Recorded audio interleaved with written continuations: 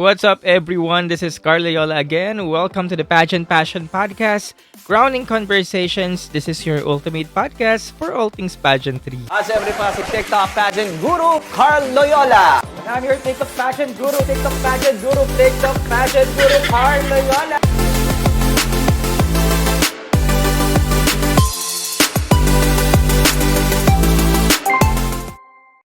This is our video or post number 2, or should we say episode number 2 for this year 2025.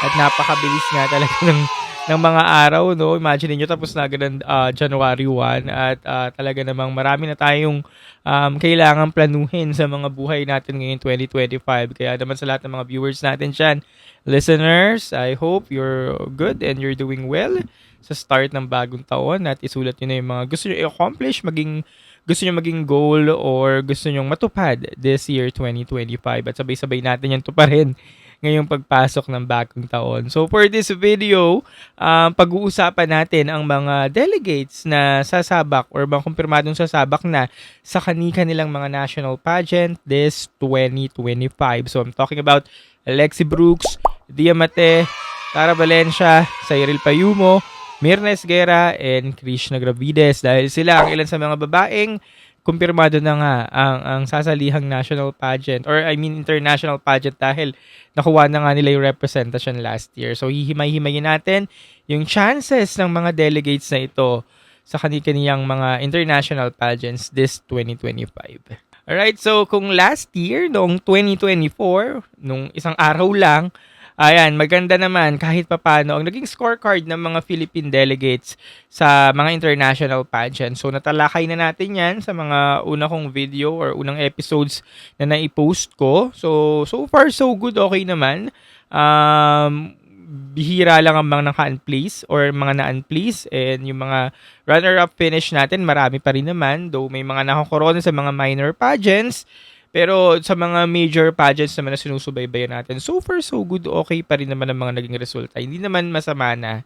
At sabi nga natin kasi hindi naman araw-araw Pasko, kaya hindi naman talaga natin pwedeng isipin na tayo na lang ang palaging panalo. Kaya kung ano naman yung mga naging resulta natin noong 2024, okay na, hindi na masama. So kailangan din nating paghigihan ngayon 2025. And natalakay na nga natin yung mga natutunan nga natin dun sa mga previous pageants natin na for sure na take note na at i-improve na this coming year. And let's kick things off. Umpisahan natin itong episode nito kay Dia Mate na nakuha ang representation sa Miss World Philippines noong nagdaang taon. At ngayong taon, nakaset siya para mag-compete sa Reina Hispano-Americana. So kung tatandaan, si Dia Mate ay galing Miss Universe Philippines 2024. Isa rin siya sa mga inabangang candidates noon dahil maganda rin naman ang pinamalas at pinakita dito.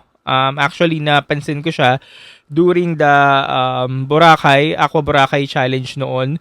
And ang nagturo or ang trainer, pasarela coach siya ay si CJ Opiasa, kaya naman during the Aqua Boracay Challenge, kitang-kita yung galawang CJ sa galawang Dia Mate noon. And from there, binantayan ko na tong candidate na to. Actually, kung may isang El Tocuyo sa 2024 MUPH batch noon, ay malamang isa na to si Dia Mate. And napili rin siya sa Aqua Boracay Angels noon. So, yung pagkakapili sa kanya noon, after noon, na-prove nga natin na isa siya sa mga dapat bantayan. Hanggang sa nagtuloy-tuloy na nga ito si Dia Mate sa competition. And umugong din ang candidacy dito kasi nga partner siya ni JK, no? And si JK na sikat na singer or artist sa bansa ngayon. Kaya nag-connect silang dalawa. Kaya umingay din ang candidacy nito ni Dia Mate. And then yun na nga, nag-start na yung bawat mga segment ng competition, yung mga gigs nila from the sponsors, and napansin natin si Dia na talaga may ibubuga. Pero hindi nga talaga umubra kay Dia ang kapalaran dahil na-unplace si Dia during the coronation night of the MUPH. And maraming nagtaka kung ano nangyari or dapat pumasok rin sana si Dia sa sobrang dami ng spot na kinuha during that night. Pero hindi nga talaga nag-align ng mga between sa kanya. Kaya naman noong June 2024, last year din, ginulat niya nga ang lahat nung nag-submit siya ng application for the Miss World Philippines at nakita nga natin siya dito. And as usual, kung ano yung pinakita niya ng MUPH, in-improve na lang ng konti ni Dia. At yun nga, yung naipamalas or nakita niya, or nakita natin, I mean, sa Miss World Philippines. And dito nag-align yung mga stars sa kanya dahil halos masungkit na nga niya yung corona ng Miss World Philippines. Pero hindi nga mismo yung top crown na nakatadhana sa kanya yon, kasi nga binigay sa kanya ng gabing iyon ay ang Reina Hispano-Americana title, kung saan ito ang isa sa mga mahirap na mapanalunan na national pageant kasi lalaban ka sa lungga ng mga Latina. And para makalaban sa lungga ng mga Latina ay hindi madali dahil ilan lang kayong Asian doon. Recently nagdagdag Indonesia, ngayon Philippines, Indonesia, so dalawa na kayo doon, pero hindi nga madali makipagtunggali sa lungga ng mga Latina, especially yung mga tao doon hindi naman nakakapag-English, so communication pa lang barrier na talaga. So kaya tinatawag natin isa sa mga mahirap mapanalunan tong RHA. So doon nga pupunta si Dia ngayon, no? Doon pupunta si Dia.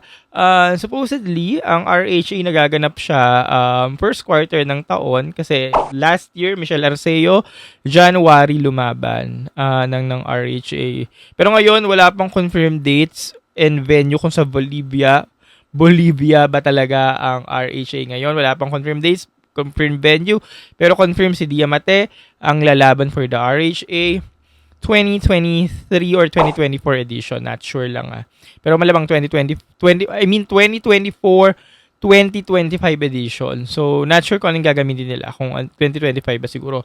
Pero kung hindi nga, kung wala pang confirmed na dates ngayon, malamang mangyayari yan last quarter na ng 2025.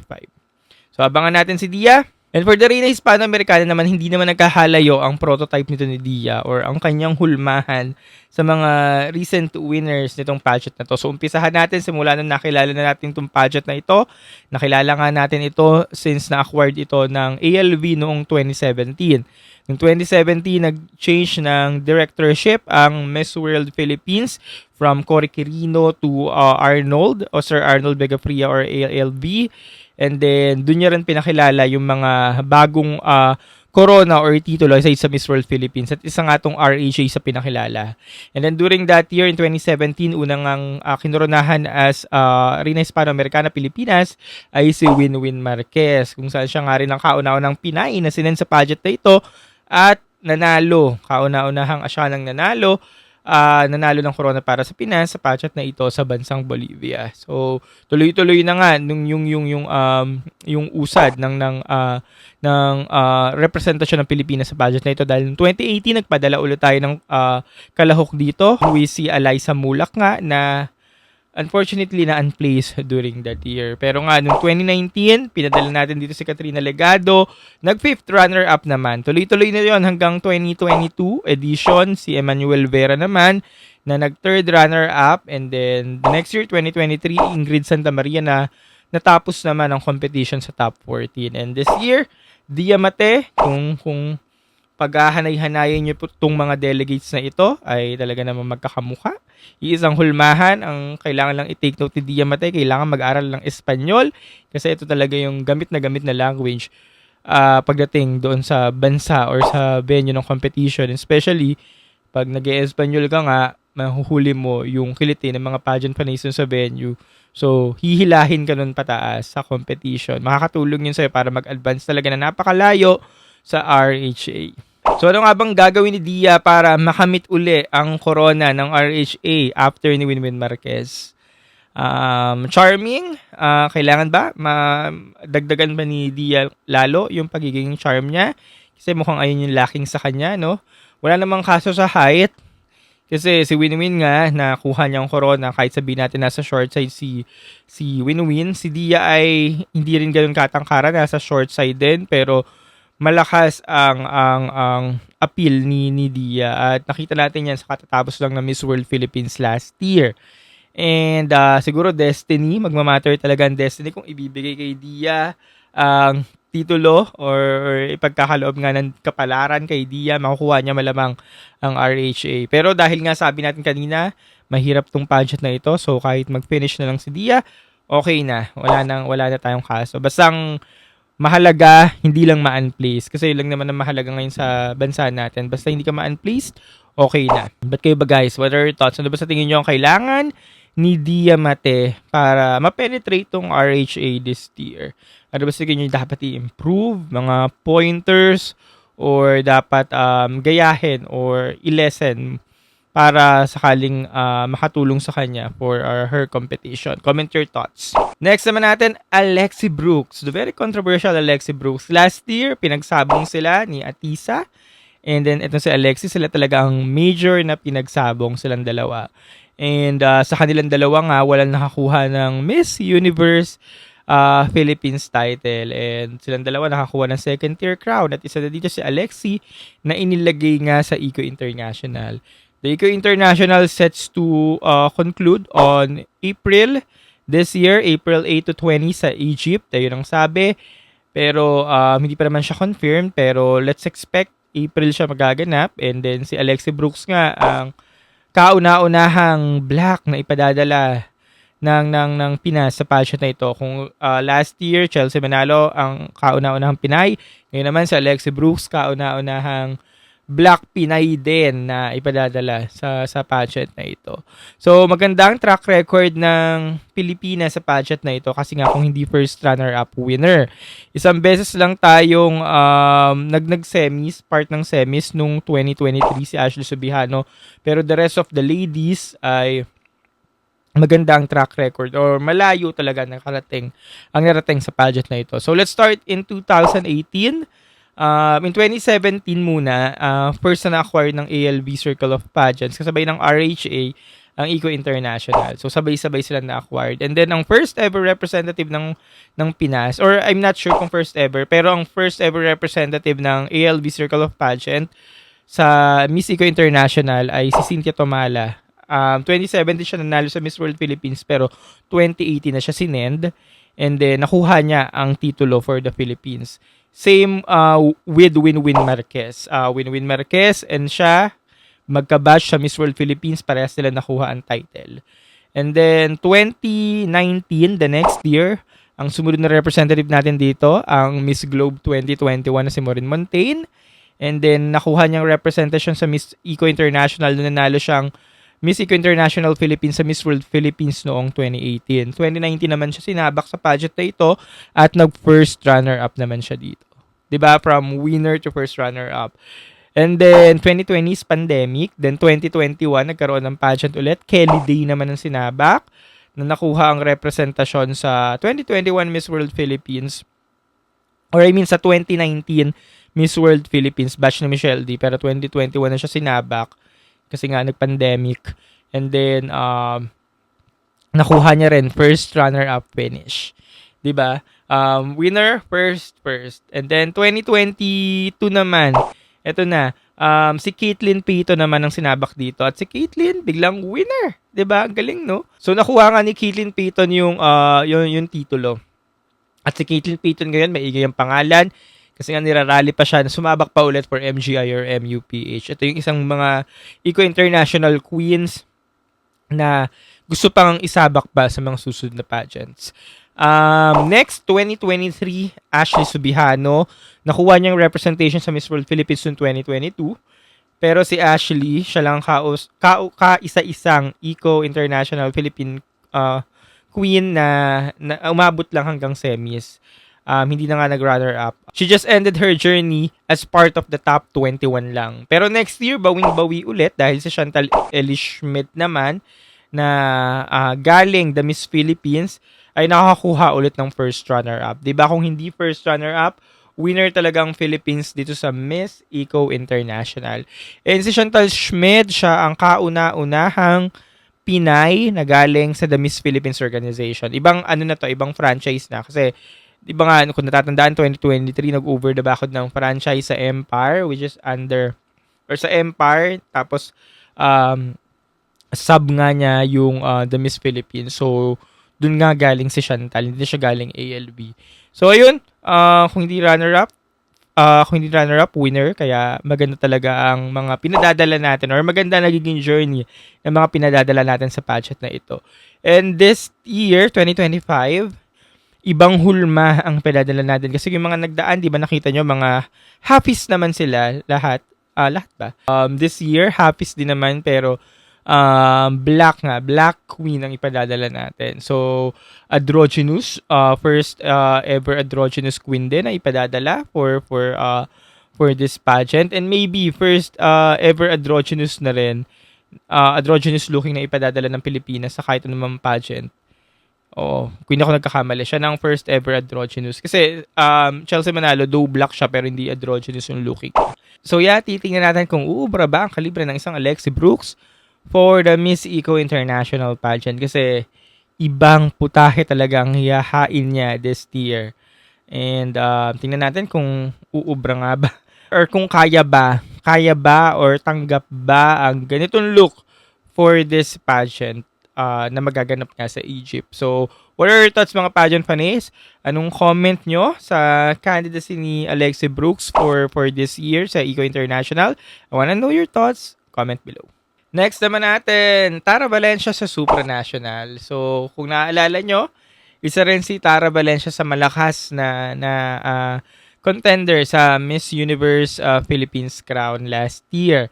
However, ang dami ring malalakas kaya glad na kahit paano napansin at nag-shine din si Tara at nabigyan siya ng supranational title. Ito na nga ang pinakamataas na crown ng pinabigay aside sa Miss Universe Philippines last year. So glad sa kanya na ibigay yon. Ito nga yung mataas na crown sa The Miss Philippines and akala nga natin sa ibang contender ibibigay ito pero kay Tara nga ibinigay ito. And sinasabi na si Tara ang isa sa mga malalakas or pinakamalakas na, should we say pinakamalakas na isasabak sa taong ito aside dun sa mga nabanggit nga natin, no. Nakita niyo naman yung kalibre ni Tara, no? Lahat na-take niya din, matangkad, Diyosa, pinay na pinay yung look, morena, sabi nga Barbihan at nakita niyo naman gumalaw. So, marami pang i-improve si Tara, especially when it comes to her pasarela na talaga namang itutuwik pa into supranational caliber. Q&A kasi nga ang Supra ngayon ay nagiging obsessed na rin pagdating sa communication skills. Kung naaalala nyo, yung batch nila Pauline Amelings talagang grabe din ang bardagulan sa Q&A nun. So, nung last year, medyo so-so pagdating sa mga Q&A challenges, pero there are Q&A challenges pa rin at kailangan talagang seryosohin. So, this year, yun yung isa sa kailangan paghandaan nga ni Tara, no. Vocal ang ilan sa atin or alam naman nating lahat na ito yung weakness nga ni Tara. So, malamang sa isang taong paghahanda ay naano niya na to, na paghandaan na practice na trained na.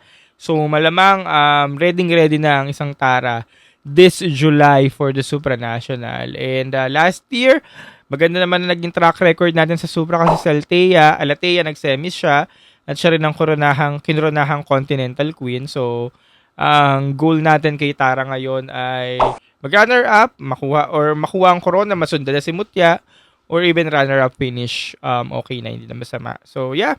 What are your thoughts mga pageant fans kay Tara? Comment below. Ang susunod naman natin ay ang Miss International pageant. And ang ipadadala nga natin dito ay si Mirna Esguera na nakita nyo naman recently na pinalambot na nga na parang downy ang eksena. So, last year, sa Angelica Lopez, isa siya sa mga babaeng na unplaced sa roster ng mga Philippine delegates. Kasama niya rin si Gwendolyn Fernoil na isa rin sa mga na-unplaced. Ayan yung mga major pageant, no? Miss World and Miss International. Very evident kung ano nagkulang kay Angelica Lopez noon. Nagkulang siya in terms of maling pageant yung napuntahan, pero in terms of kung paano lumaban ng isang Pilipina, hindi naman nagkulang. So, hinahalin tulad ang candidacy ni Mirna ngayon kay Angelica. Kasi nga, halos magkapareho sila. Pero, recently nga, sabi nga natin, nakita natin yung mga changes kay Mirna ngayon na napalambot na nga, na parang basang diaper. So, talagang papunta na sila sa ganung direction para hindi na nga maulit kung ano yung man nangyari kay Angelica. And si Mirna naman kasi, kahit sabihin na magkalapit lang sila ng prototype ni Angelica, Pero kasi si Mirna, madaling baliin, madaling palambutin, baliin pa kahit papaano kasi hindi pa talaga ganoon ka-hard yung features and konting konting yun nga konting kulo lang ang kailangan para talagang maabsuelto sa patchet na pagdadalhan niya this year sa Japan. So, konting kulo lang yun, kayang-kaya na yan ni Mirna. And pasasaan pa, makakapasok ulit tayo nan sa semi-spot sa MI this year. So, nung last edition ng Binibining Pilipinas sa 60th anniversary, nakita nga natin kung paano nag-compete si Mirna. And then yung pinakita niya nga sa competition kung paano siya nag-compete ay katulad din ng pinakita ni Angelica. Hindi nga panggalawang MI, pero galawan kung paano manalo ang isang Philippine delegate or isang Filipina sa national pageant. So, ganun yung galawan na pinakita niya. Kaya, no wonder na siya yung nakakuha ng top crown kasi nga ang Binibining Pilipinas simula nung nag-pandemic, talagang naglilin towards na sila dun sa top performer. Especially yung dalawa na lang yung crowns na natira sa kanila. Hindi na nila iniisip kung ano yung prototype ng bawat pageant. Basta kung sino yung top performer, sa kanya ibibigay talaga yung top title. Yun yung nangyari kay Angelica, yun yung nangyari kay Mirna ngayon. So talaga si Mirna nakita yung galawan. Sinasabi nga nila pang MGI eh. Pang MGI yung galawan pero MI yung pupuntahan ni Mirna. Kaya yun yung kailangan pagtuunan ng pansin ni Mirna, talagang gumalaw na pang MI kasi dun siya sa pageant na yon pupunta. Then we have Krishna Gravides for the Miss World pageant. Sinasabing ang Miss World pageant ay magaganap this March or April sa Paris, France. Pero wala pa nakakapag-kumpirma nito. Ito pa lang sabi-sabi. Let's see kung matutuloy ito. And then si Krishna Gravides nga yung ipadadala natin dito na fortunately, nag-withdraw sa Miss Charm pageant kasi imagine niyo kung siya yung pinadala sa Miss Charm pageant last year sa Vietnam, malamang same fate din sila na mangyayari kay Kayla. So, good move kay Krishna na nag-resign at lumaban sa Miss World Philippines pageant noong June. At ayun, siya nga yung pinadala ngayon sa Miss World pageant. Though mahirap mapredict ang Miss World pageant ngayon kasi nga, nakita nyo naman yung mga recent winners nila. No, last edition na unplace ang Pinas. So ngayon si Krishna, hindi natin alam kung ganito ba yung face or hulmahan na gusto ni Mama mo Julia. Kaya mahirap siya ma-predict ngayon eh. Magaling or maganda si Krishna, walang kulang, maganda yung kalibre. Pero hindi natin alam kung gusto ba siya ng pageant na napuntahan niya, kung ganun ba yung hanap. Kasi nga, last two winners ng Miss World pageant, mga Blandina, mga Barbie talaga. Although Barbie si Krishna, pero hindi yung Barbie na katulad ng mga Blandinang ito. Kaya talaga namang unpredictable ang mangyayari ngayon sa Miss World pageant. At sana nga matuloy na siya within the first quarter of 2025 para nang sa ganun maipsa na ang ating pangamba na maalis na din ang ating takot at maputol na ang ating excitement dahil nga mangyayari na siya. No? So, sana matuloy na siya. And tingnan natin kung ano yung ibubuga ni Krishna. Recently lang, nag-fly si Krishna sa Dubai for the media tour. So, ginagawa naman ng lahat for her candidacy. Ngayon, hindi natin alam kung bet na bet ba siya ni Mama mo Julia at kung yung pagka-bet ba na yon ay kayang maiakyat kahit man lang semis ang kanyang candidacy. So, the last time na nag-place pa tayo sa Miss World pageant ay nung 2019 pa, si Michelle Di Payon na umusad hanggang top 12. Ngayon, I wanna know your thoughts, mga pageant panis, kung hanggang saan uusad tong si Krishna. Given na isa nga to si Krishna sa mga magagaling pagdating sa competition in Philippine pageantry na in the recent years or in this generation. Pero masosolidified yung galing na yon kapag nakita na natin kung ano yung magiging resulta ng pupuntahan niyang international pageant this year. Then, speaking of Miss Charm pageant, Cyril Payumo ay nakalatag na rin na ipadala sa Miss Charm pageant ngayong taon kung ito ay matutuloy ulit ngayong last quarter ng taon. So, kagaya ng last quarter ng taong 2024, na urong sulong ang Miss Charm pageant, na why this 2025 matuloy siya kahit Disyembre na siya matuloy, okay lang. Para lang nang sa ganoon, hindi na magantay na matagal dun si Cyril. So, kung ano man ang nangyari kay Kayla, ay sana hindi na matulad kay Cyril, no? Dahil si Cyril, isa rin yan sa malalakas na ipadadala natin ngayon. Matangkad, halos nagiging kamukha na niya ngayon si Harnas. Magandang kalibre, ang husay mag-perform. Wala tayo ng doubt pagdating sa Q&A or sa communication skills, ang gagawin lang ni Cyril sa Charm, sa Charm, mag-perform ulit, and let's see kung ano ba talagang ibibigay sa kanya ng pageant na ito. Kung kaya ba maka-runner up or even makuha ang first crown ng Charm. Naging controversial yung Charm recently, na pag-usapan natin yan sa mga previous videos ko, at alam nyo nga kung bakit naging controversial. Pero sana hindi na siya maulit ngayon, sana hindi na siya maganap sa Vietnam, and sana umayon nga sa Pinas ang Charm pageant ngayon, kahit man lang runner-up finish. Pero walang duda kay Cyril Payumo, wala tayong pag-uusapan dyan. Binibini days pa lang, alam nyo na yung kalibre niyan, kaya ayan, mag-enjoy na lang yan sa competition, at bahala na ang organization kung malayo ang mararating niya sa pageant. At kung ating nga natatandaan, si Cyril Payumo ay galing Binibining Pilipinas 2022. Doon natin siya nakilala, and maingay din yung candidacy niya. Maraming nag-root sa kanya noon. Kung natatandaan nyo, sinabong din siya kung kani-kanino mga kandidata, only to find out na may El Tukuyo siya during the coronation night. So isa siya sa mga casualties ng El Tukuyo.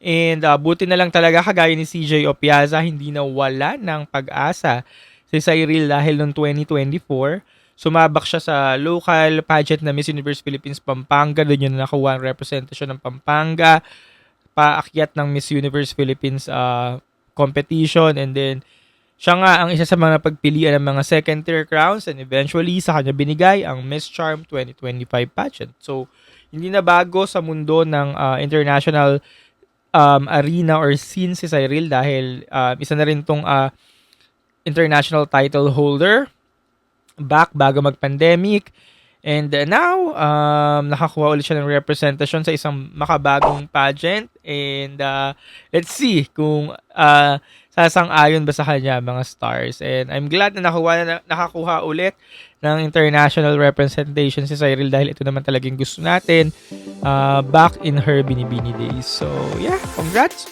deserve. So yun nga, napag-usapan na natin si Diamante, si Alexis, si Tara, si Cyril, si Krishna, si Mirna. Kung may nakalimutan pa ako na confirm ladies na sasabak this 2025 sa specific international pageant, i-comment nyo lang dyan para naman sa susunod na episode, ma-flex natin yan for you. Alright, again, thank you so much for tuning in or listening in this episode of the Pageant Passion Podcast, Crowning Conversations. Kung nag-enjoy kayo sa ganitong episode, please mag-subscribe na kayo. I-like nyo rin itong video na ito para makagawa pa tayo ng mga episodes sa susunod. And kung may gusto kayong itopic natin or katanungan, suggestions, or concern, comment nyo lang sa baba para naman sa susunod magawa natin yan ng mga video. Again, don't forget to follow me on all social media pages para maging updated kayo sa mga ganaps and happenings. This has been Carl Loyola. Stay positive mga pageant panis. Keep shining. Keep fabulous. Paalam. Siyempre pa si TikTok Pageant Guru, Carl Loyola. And I'm your TikTok Pageant Guru, TikTok Pageant Guru, TikTok Pageant Guru, Carl Loyola.